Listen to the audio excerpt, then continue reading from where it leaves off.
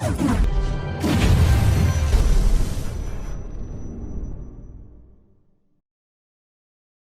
you at Magnifique, you got your own chair. Clientele is booming.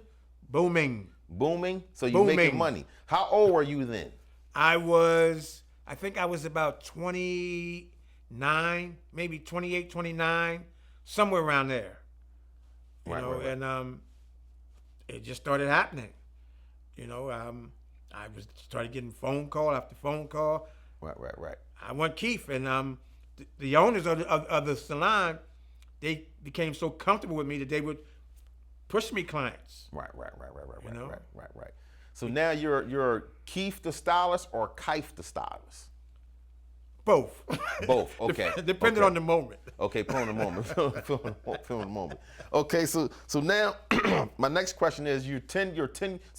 This is right. Your 8th year or 10 years in the industry now. Hair industry's been from assistant. Now you got your share. You say that was a 10-year span or 8-year span? Between an 8 to let's say 10 years. Let's say 10 years. Right. Because I think I had really come into my own. You know what I mean? And really was feeling that the business. You know what I mean? Really feeling what I was doing. Because at first it was like a trial. I was like, if I, this, because I didn't think it was for me at first.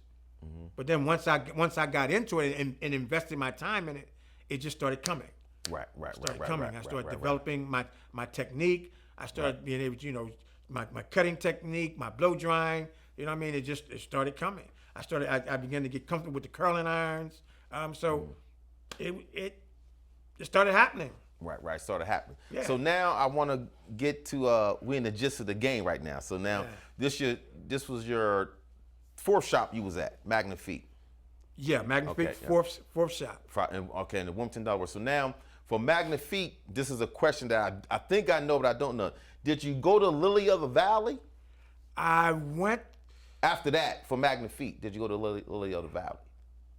I went to Lilies of the Valley briefly, and in that period of time, I think I had gotten hurt. I'd injured my back, and I was out of the business for a minute because I was dealing with some, the back issues and all that, and eventually, because I worked with one of the Lily sisters at Sadie's. And at Chosen, and at Brand New Me, and at Chosen Image. Okay.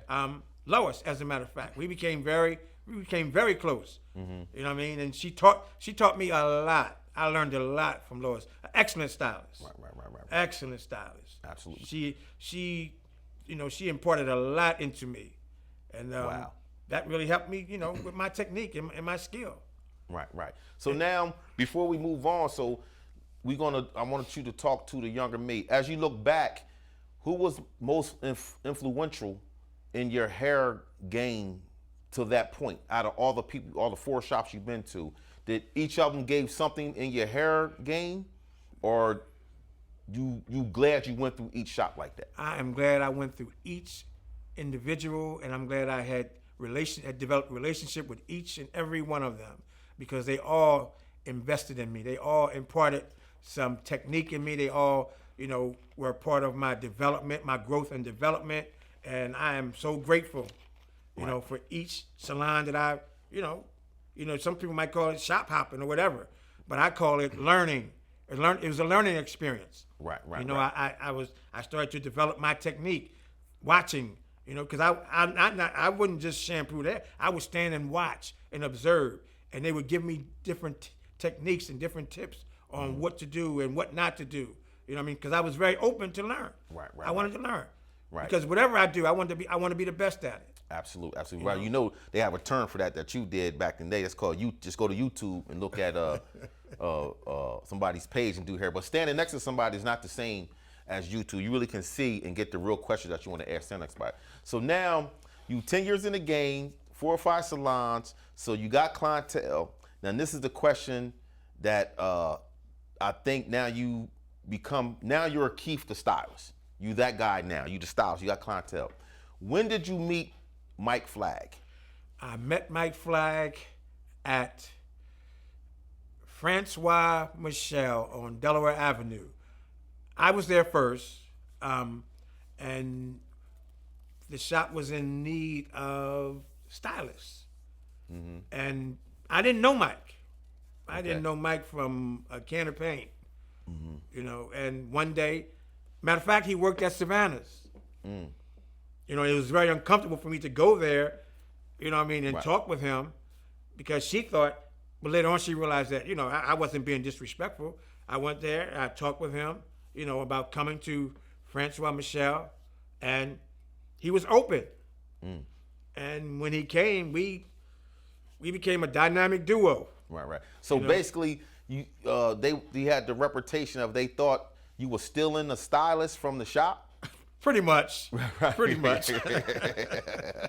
Yeah, pretty much. You could call it that. That's what they thought. Right. You were stylist stealing, which still happens today. Yeah. Oh yeah. It still happens today. Oh, It still happens today. Oh yeah. So you met Mike. Y'all became. Y'all probably liked each other's style and hairstyle swag, or y'all just was coming up at the same time. What you think it was that clicked y'all off together?